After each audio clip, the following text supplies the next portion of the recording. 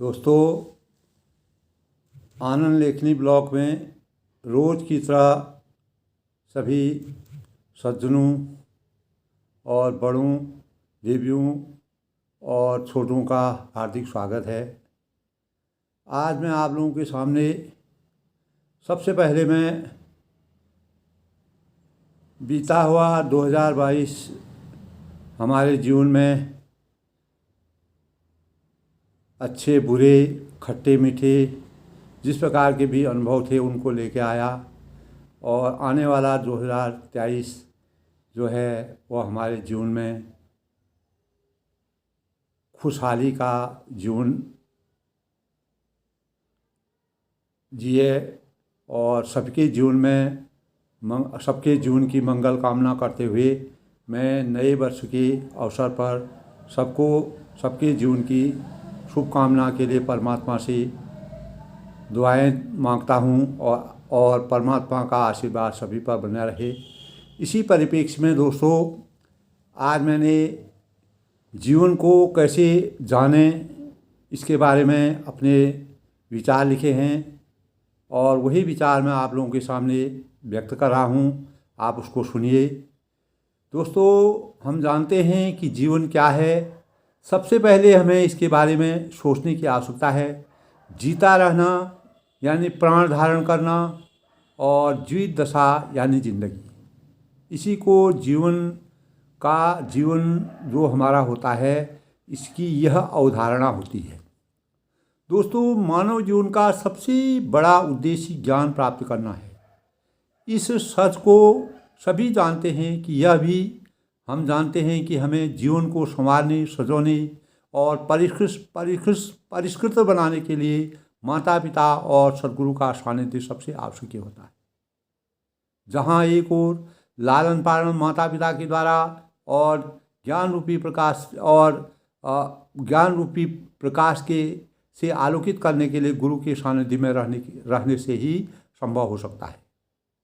यहीं से हम जाति पाति, ईर्ष्या, द्वेष आदि भाव हमारे अंदर स्वतः ही नष्ट हो जाते हैं। अगर हम अपने माता पिता के सही सानिध्य में रहेंगे, हमारे माता पिता हमको सही ज्ञान देंगे और उनकी हमारे ऊपर अच्छी बुद्धि विवेक का उन्होंने संचार किया होगा और हम अच्छे गुरु के सानिध्य में रहेंगे तो निश्चित ही हमारे अंदर किसी प्रकार के भी मतभेद या मानव को हम समझते हैं और मानवता क्या है वही हमारा उद्देश्य रह जाता है। उसी से हमारा जीवन आगे बढ़ता है, उसी से हम जीवन में कुछ करने के योग्य बनते हैं। दोस्तों, इसमें सबसे पहले हमें यह भी सोचना होगा कि जीवन और जीवन क्या है। यह अवस्था होती है दोस्तों जो जन्म के बाद और मृत्यु से पहले होती है। मुझे याद आ रहा है कि एक जगत मुनि प्रमाण सागर महाराज ने कहा था कि हमारे जीवन का मूल आधार धर्म है, यानी मानव धर्म। उसी प्रकार है जिस प्रकार बिना नींव के पत्थर से कोई भी भवन या इमारत की खड़ी नहीं हो सकती है और इसी प्रकार जड़ के बिना पेड़ खड़ा नहीं हो सकता है। मानव धर्म के बिना मानव जीवन सुरक्षित नहीं रह सकता है। यानी हमारे में मानवता होगी तो निश्चित ही हमारा जीवन हमेशा सुरक्षित रहेगा। यह हमारे जीवन का सबसे बड़ा आभूषण व तत्व है। दोस्तों, इसीलिए हमें अपने जीवन में सद्गुणों को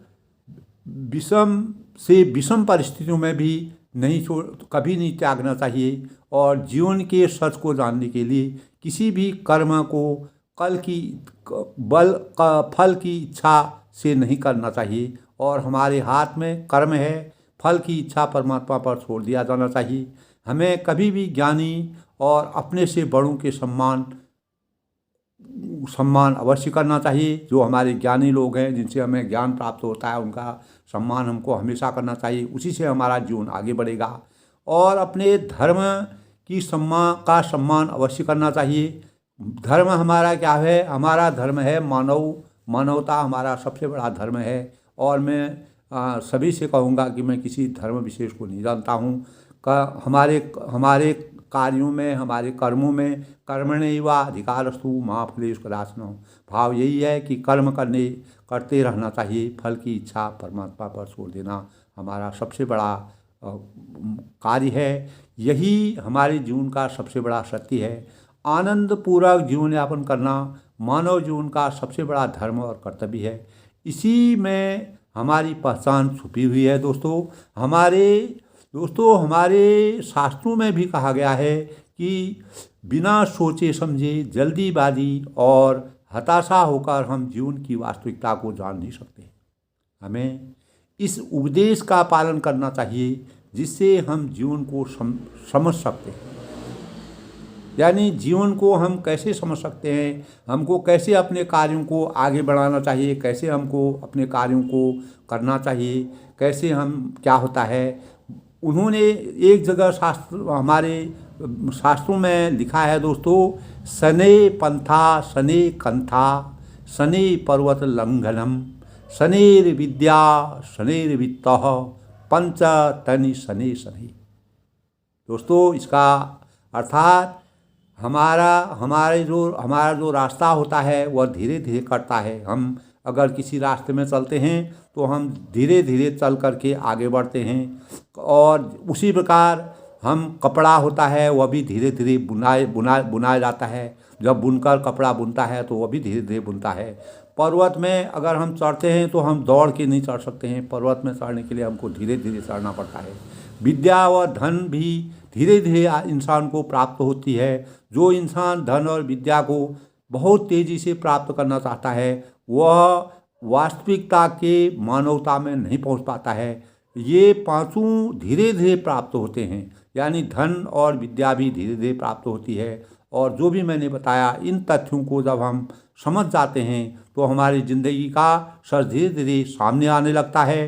दोस्तों आज के अंक में मैं आपको जीवन के सच को कैसे पहचानें उसके बारे में अपने विचारों को अवगत कराने की कोशिश कर रहा हूँ। मनुष्य मात्र बंधु है यही बड़ी पहचान है।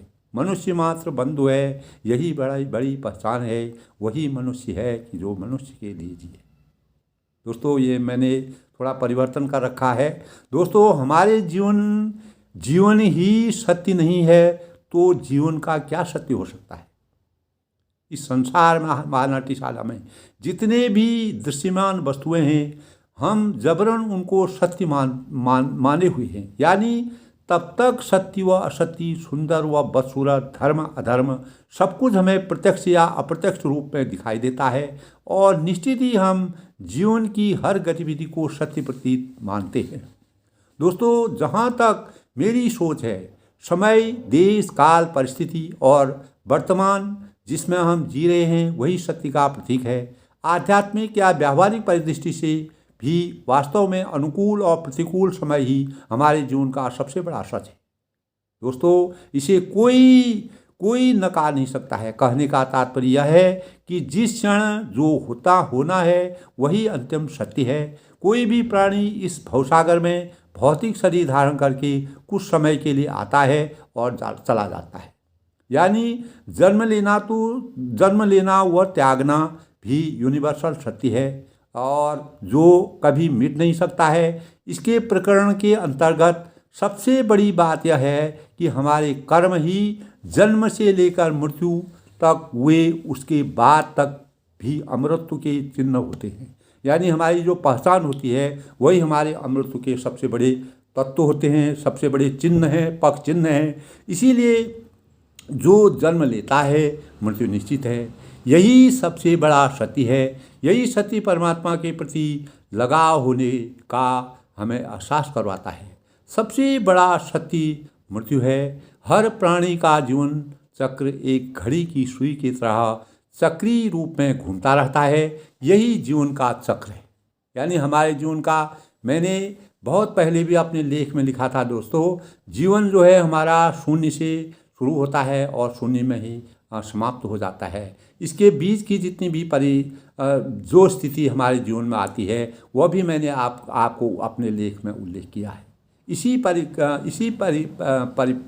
परिवेश में मैंने आज जीवन के सत्य को सच को क्या कैसे हम वो समझ सकते हैं उसके बारे में लिखा है। दोस्तों, हमारे जीवन के मूलभूत सत्य को स्वीकार करने के लिए अत्यावश्यक समय के सदुपयोग व परिष्कृत गतिविधियों की ओर अग्रसित करना और उनके अंतर्गत दैनिक जीवन में कैसे क्या प्राप्त किया, कैसे खोया, हमने क्या खाया, क्या खोया, क्या पाया, इसका एहसास संभवतः स्वतः ही प्राप्त पता चलने लगता है।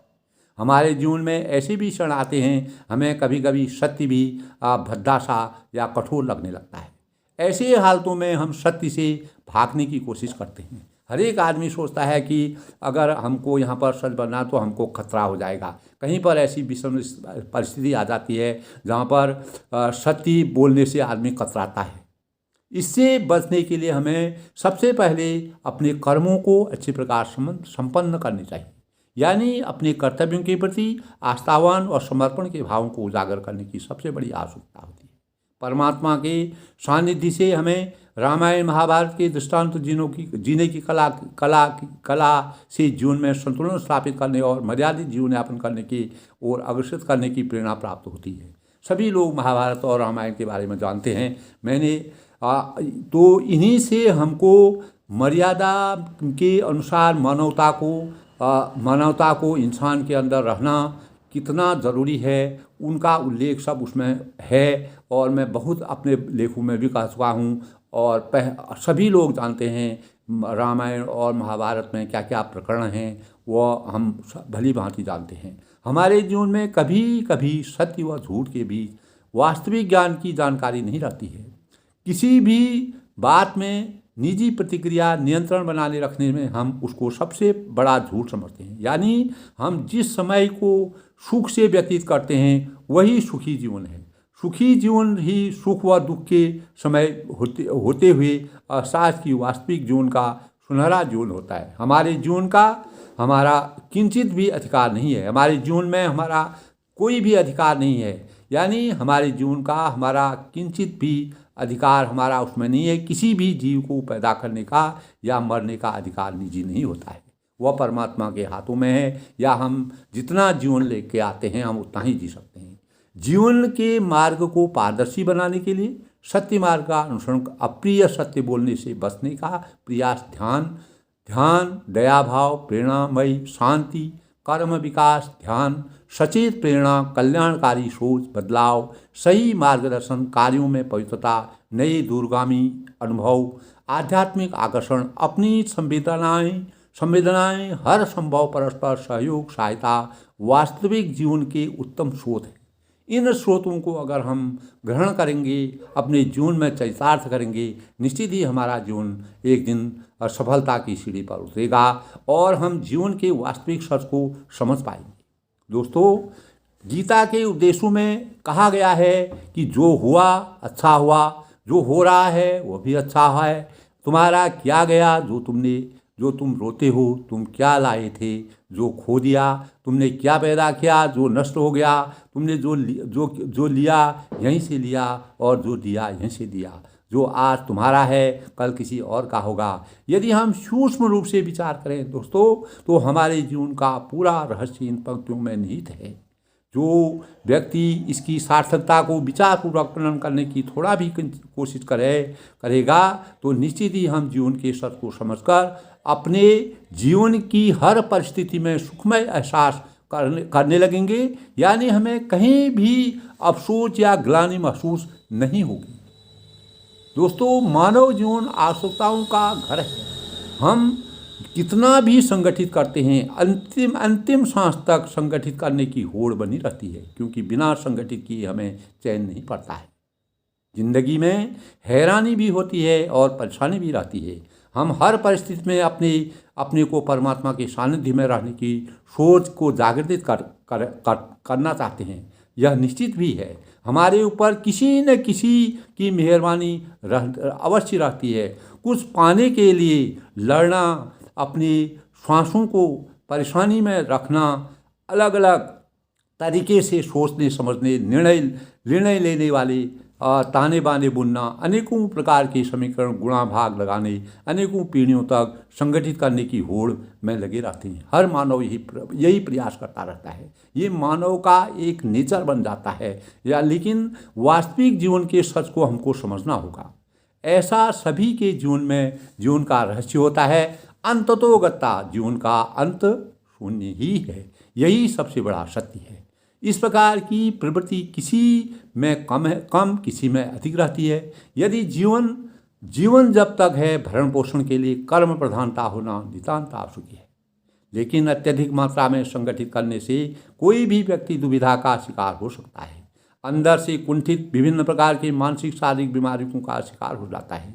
फिर क्या पाया जिसके परिणाम स्वरूप लंबे समय तक के जीवित रहने की आशाएं निराशा में तब्दील हो जाती है। सबसे बड़ी बात यह है दोस्तों, हमारा वर्तमान सुखमय तरीके से निर्वहन किया जाए। सुख दुख मानवता के अंग हैं। सुखमय तरीके और दुख को नजरअंदाज करना सुखी जीवन की पहचान है। दोस्तों, ये बहुत मूल चीज़ है। मनुष्य आनंद लोक का वासी है।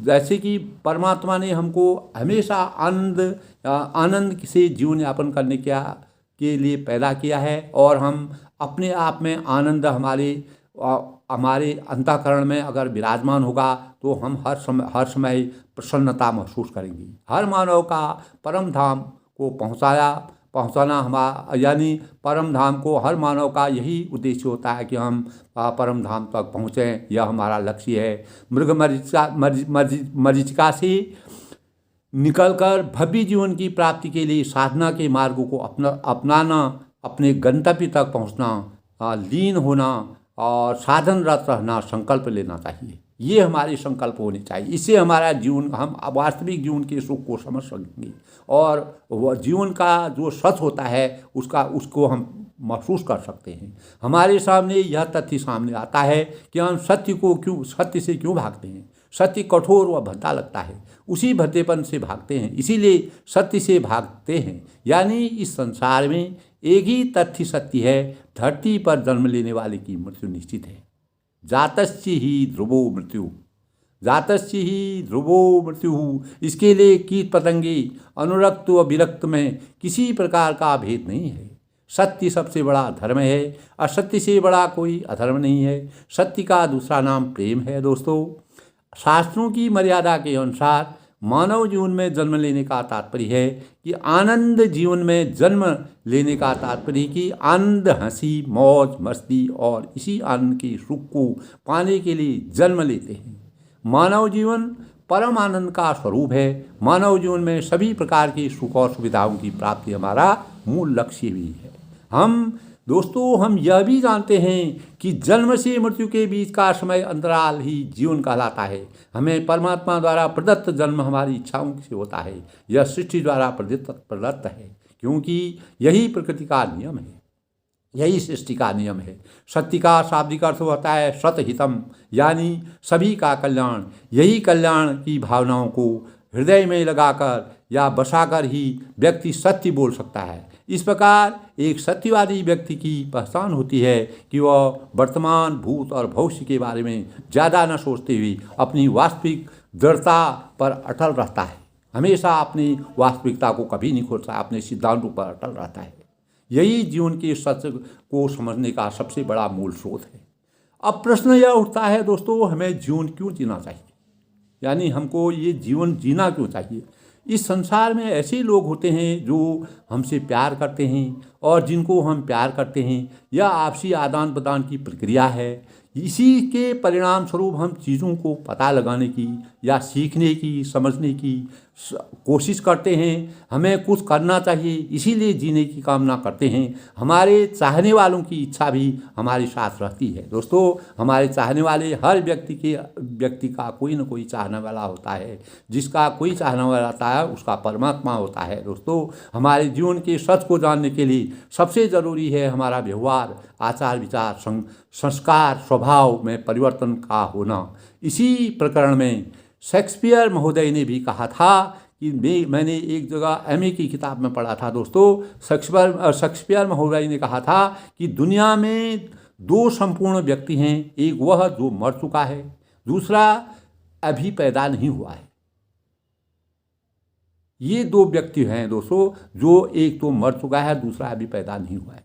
प्रसिद्धि व धन उस समुद्री जल के समान है जिसको जितनी अधिक मात्रा में हम जीते हैं उतने ही ज़्यादा प्यारे होने लगते हैं। यानी हम जितनी ज़्यादा मात्रा में हम जीते हैं उतने ही ज़्यादा हम ज़्यादा प्यारे होते जाते हैं। हम संसार में उतना ही प्यारे होने लगते हैं। आपने देखा होगा जो लोग लंबी आयु खा के बीत करके अपना जीवन वक्त त्यागते हैं तो उनसे लोगों का लगाव ज़्यादा होता है, क्योंकि उनसे लोग बहुत प्रेरणा सीखते हैं और उनका जीवन भी दैनिकता में लिपटा रहता है। वह दैनिक अनुभवों का उनको बहुत बड़ा अनुभव होता है। इस संसार में सबसे पीछे कौन रह जाता है दोस्तों? धीरे चलने वाला, बिना सोचे समझे चलना, परिश्रम करने की अवस्था में जो समय के चलने से इनकार करता है, मेरी समझ में वही व्यक्ति पीछे रह जाता है। पीछे के इतिहास का अमर हम आंकलन करते हैं। अगर हम आंकलन करते हैं तो पहला आदमी होमो सैपियंस 2 लाख से 3 लाख साल के बीच अपने शुरुआती होमिनिड हमारे पूर्ववर्ती थे से विकसित हुए मानव। उन्होंने 50 साल पहले भाषा की क्षमता विकसित की। ऐसे प्रमाण मिलते हैं दोस्तों हमारे इतिहास में। सबसे पहले आधुनिक मानव ने लगभग 70,000 से 1 लाख वर्ष पहले अफ्रीका के आसपास घूमना शुरू किया था। इसीलिए सबसे पहले अफ्रीका में मानव के विकसित होने के प्रमाण मिलते हैं, जिसके अंतर्गत 15 से 20 प्रजातियों को पहचानने का प्रयास किया गया।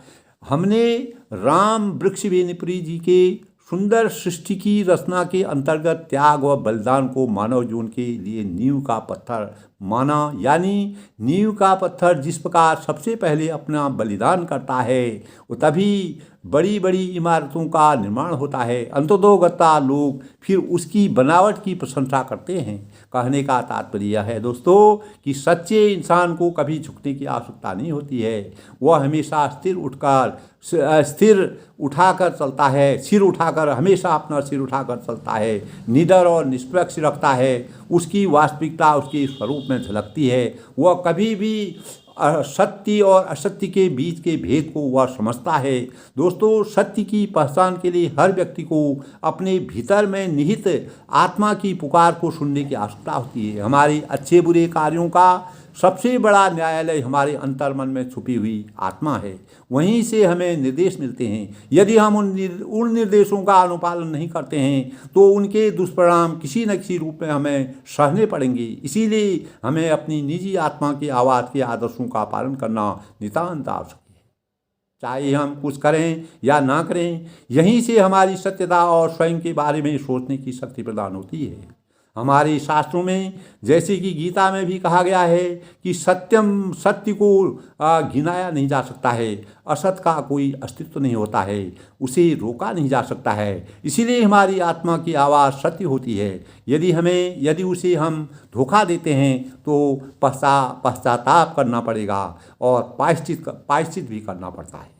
दोस्तों, हम वर्तमान में कर्मलोक में जी रहे हैं। यह भी सत्य है कि मृत्यु के बाद दूसरा जन्म भी होता है। परलोक में जाने के बाद हमारी कर्मों के अनुसार स्वर्ग या नरक की प्राप्ति होती है। ऐसे प्रमाण हमारे शास्त्रों की मर्यादा के अनुसार विद्यमान हैं। दोस्तों, जीवन के सत्य को जानने के लिए सबसे पहले हमें अपनी आदतों में बदलाव करने की आवश्यकता है। जब हमें अपनी कमियों या अच्छाइयों का ज्ञान होने लगता है तो हम हमेशा सच का साथ देंगे। हम जानते हैं हमारी भौतिक और आध्यात्मिक में कहीं न कहीं हमारे संस्कारों का समावेश दिखाई देता है, क्योंकि हर तथ्य या हर प्रकरण के पीछे कोई न कोई सुराग छुपा रहता है। इसीलिए सामाजिक परिवेश में वास्तविक जीवन यापन करने के लिए समय समय पर सच को प्राप्त करने के लिए स्वयं की समीक्षा करनी पड़ती है। यहीं से जीवन का सच सामने आता है और इसके लिए हमें किसी चीज़ की आवश्यकता नहीं होती है। ये क्षणिक समीक्षा होती है। दोस्तों, दोस्तों, जीवन में ध्यान को केंद्रित करना, अपनी ऊर्जा का सच्चे कार्यों में प्रयोग करना, जैसे योग, ध्यान, परोपकार, सहयोग, सहायता के भावों को उजागर करने से हम उसी रास्ते का अनुसरण करते हैं। क्षमता, दक्षता को केंद्रित उसी प्रकार करने की आवश्यकता है। जैसे सूर्य की छाया उत्तल लेंस के द्वारा कागज के टुकड़े को जला देती है, उसी प्रकार सही कार्य निष्पादन यदि सही इस्तेमाल किया जाएगा तो हमारा जीवन सरल, उच्च विचार, उचित चीज़ों को प्रयोग करने में समर्थवान हो जाता है। यदि हम इन्हें नकारात्मक दृष्टिकोण से अपनाने की कोशिश करेंगे तो निश्चित ही हमें हर क्षेत्र में असफलता हासिल हो जाती है। दोस्तों, समझने की बात है। इसको हम इस प्रकार समझ सकते हैं कि हम डॉक्टर से दवा लाते हैं, यदि पहले ही मन बना लिया कि कारगर नहीं होगी, वह दवा हमारे शरीर में कोई असर नहीं करेगी। वही दवा किसी दूसरे व्यक्ति को फायदा कर सकती है। इसका कारण यही है कि हमने सच की तलाश सही तरीके से नहीं की है, जिसके परिणाम स्वरूप हम आशावान नहीं रहते हैं, यानी आशावान नहीं रहते हैं। इसके लिए सबसे बड़ी आवश्यकता है कि हमें अपनी सामाजिक दृष्टिकोण व नैतिक मूल्यों के सत्य को स्वीकार करने की आवश्यकता है। अपनी बुराइयों का निरीक्षण कर किसी न किसी रूप में त्याग व उपकारी भी बनने की सोच को जागृत करना हर मनुष्य का धर्म है। सबसे बड़ी बात यह है दोस्तों कि सभी को साथ लेकर आगे बढ़ने के सच का ज्ञान होना सभी मनुष्य में आवश्यक है। तभी हम जीवन के सच को समझ सकते हैं। जब हम पूरी सृष्टि का अनावरण करते हैं तो हमें क्रियाशील बने रहने के लिए अनवरत प्रयास जारी रखने पर चाहिए, क्योंकि हमारे अस्तित्व के साथ धरती और समाज की भूमिका रहती है। यही हमारे जीवन के सहयोगी हैं। हमें इनसे कभी विमुख नहीं रहना चाहिए, यानी अपने आप में खोया रहना, अपने तक सीमित रहना कर्तव्य विमुखता का प्रमाण है।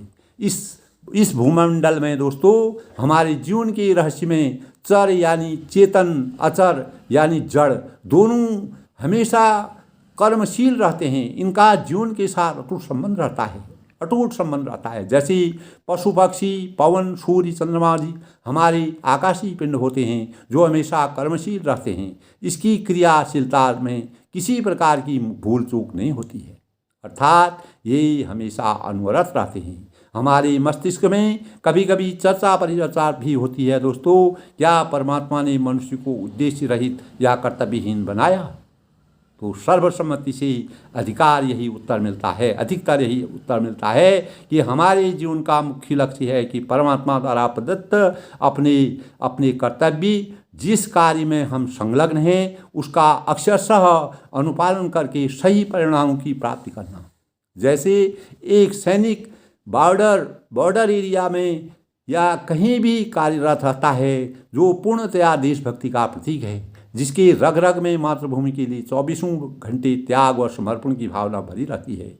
यदि कभी वह कर्तव्य विमुख होकर विचलित हो जाता है तो कर्तव्यहीन या कायरता का शिकार कहलाता है, यानी अवहेलना का शिकार बन जाता है, अर्थात हमारी सुरक्षा को कभी भी खतरा हो सकता है। इसी प्रकार हर व्यक्ति विशेष को अपने कर्तव्यों का निर्वहन पूर्ण निष्ठा और ईमानदारी से करने की आवश्यकता है, तभी हम जीवन के सच को समझ सकते हैं। दोस्तों, बहुत गंभीर चीज़ें हैं ये सोचने। इस प्रकार दोस्तों हमारे जीवन में उतार चढ़ाव के दौर में कभी हैरानी, कभी परेशानी, कभी खुशी, कभी गम आते और जाते रहते हैं। इस बात को सूक्ष्म रूप से विचारने की आवश्यकता है कि कभी कभी संकटों में भी खुशियों की सौगातें छुपी रहती हैं। निष्ठा और ईमानदारी, दयाभाव, आदर्श, विनम्रता, सत्यता में परमात्मा की कृपा दृष्टि अवश्य रहती है और हमें उसे गहराई से अध्ययन करने व विचारने की आवश्यकता होती है। यही कर्तव्य निष्ठा बनकर हमें खुशहाल जीवन की ओर अग्रसित करती है। इसके लिए सबसे बड़ी बात यह है कि हमें अपने फैसलों को परिस्थितियों के अनुरूप लेने चाहिए, यानी हम आवश्यकता पड़ने पर दूसरों से प्रेरणा लेकर स्वयं की आत्मा से किन्हीं भी फैसलों का निर्धारण करें। समस्याओं का कोई आदि और अंत नहीं होता है। दोस्तों, ये आती हैं और चली जाती हैं। इन्हें दूसरों के सामने व्यथा न बनने देना चाहिए। जीवन का सबसे बड़ा सच हमारी निजी पहचान है, जो हमेशा जीवित रहती है। दोस्तों, अगर हमारी पहचान, निजी पहचान ऐसी होती है जो अमर अमर अमर रहती है, हमारा भौतिक शरीर अनेकों योनियों में विचरण करते हुए बदलता रहता है, लेकिन जीवित रहती है यह, और आत्मा जीवित रहती है, वह हमें हमारी जो हमारी पहचान होती है वह हमेशा जीवित रहती है। वही भावी पीढ़ी के लिए यदि अच्छाइयों से भरी हूँ तो प्रेरणा के स्रोत बनकर आगे का मार्गदर्शन करवाती हैं। यदि बुराइयों से विक्षिप्त होती हैं तो उनके लिए पीड़ादायक या गलत मार्ग का शिकार करने की ओर अग्रसरित करती है। इस प्रकार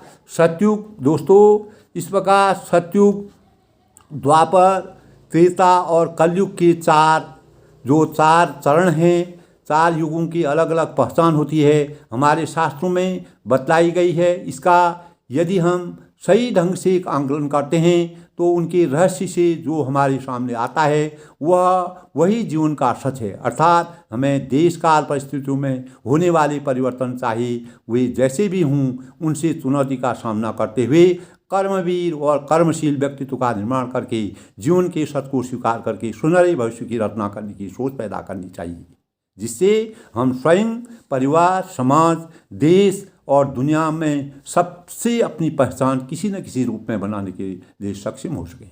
यही हमारे जीवन का सबसे बड़ा सुख है। यानी मानव में मानवता के गुणों का जब संचार हो जाता है तो वह जीवन के सच को समझने में सक्षम हो जाता है। दोस्तों, विचारणीय है या इस प्रकार दोस्तों, दूसरों को दुख देकर अपने लिए खुशी बटोरना उसी प्रकार है जिस प्रकार पूरे समुद्र का पानी जहाज को नहीं डुबा सकता है। यानी जब तक हम पानी को जहाज के अंदर ना आने दें, यानी कोई भी नकारात्मक विचार हमें नीचे नहीं गिरा सकते हैं जब तक हम उसे अंदर ना आने दें। इस प्रकार यानी हम अपने अंतःकरण में अगर बुरे विचारों का संचार नहीं होने देंगे तो कोई भी शक्ति हमको विचलित नहीं कर सकती है। इस प्रकार हमें भरोसा ऐसे लोगों से करना चाहिए। हमें हंसी के पीछे के दर्द, गुस्से के पीछे का प्यार और किसी भी व्यक्ति के चुप रहने का कारण समझने की सोच होनी चाहिए।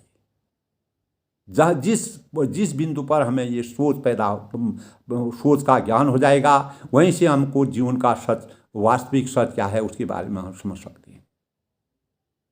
दोस्तों, अत्यधिक धन और बल से हम गलत रास्ते का अनुसरण कर सकते हैं, लेकिन प्यार यानी हमें हंसी के पीछे के दर्द और गुस्से के पीछे का प्यार और किसी भी व्यक्ति के चुप रहने का कारण समझने की सोच होनी चाहिए।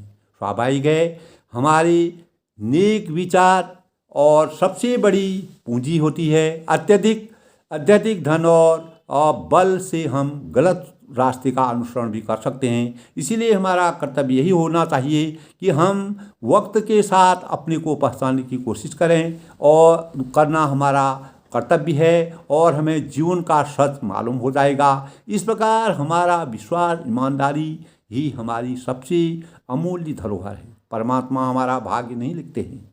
दोस्तों, ये चीज़ नोट करिए, अंकित करिए, अपने दिमाग में रखिए। परमात्मा हमारा भाग्य नहीं लिखते हैं। हमारी सोच, हमारे कर्म, हमारे व्यवहार ही हमारे भाग्य का सृजन करते हैं। यदि मानव के अंदर जज्बा, हिम्मत और लगन होती है तो हमारे सभी सपने साकार हो सकते हैं। यही जीवन का सबसे बड़ा सच है। सभी के जीवन की मंगल कामना के साथ मैं मन, वचन और पूर्ण निष्ठा के साथ आगामी वर्ष 2023 की शुभ आगमन पर परमात्मा से प्रार्थना करता हूँ कि सभी सुखी हूँ, सभी निरोगी हूँ, सबका जीवन नई ऊंचाइयों की साथ उज्जवल हो। हाँ, अपनी वाणी को विराम देते हुए बड़ों को मेरा नमस्कार है और छोटों को मेरा आशीर्वाद है। भारत माता की जय। सर्वे भवन्तु सुखिनः, सर्वे सन्तु निरामया, सर्वे भद्राणि पश्यन्तु, माँ कश्चित् दुर्भाग् भवेत्। इन्हीं कामनाओं के साथ दोस्तों, अगर ये ब्लॉग आपको मेरा अच्छा लगा, अधिक से अधिक लोग शेयर करें, लाइक करें, सब्सक्राइब करें। और मैं अंत में सभी के मंगल भविष्य की, नए वर्ष के आगमन पर सबके मंगल भविष्य की कामना करता हूँ। और जीवन के सच को समझने के लिए दोस्तों जो भी मैंने बातें कही उसका सभी लोगों को मनन करना चाहिए, उसको विचार करना चाहिए और उस पे विचार करके अपने अपने स्वयं को, अपने परिवार को, अपने समाज को और अपने देश को और हम विदेशों में भी अपनी पहचान बना सकते हैं। दोस्तों यदि हमारी सबसे बड़ी हम पैदा होते हैं, जन्म लेते हैं और एक दिन हमारी मृत्यु निश्चित है, तो हमें अपने जीवन में सच को पहचानने के लिए सबसे अपनी पहचान अंकित करनी चाहिए।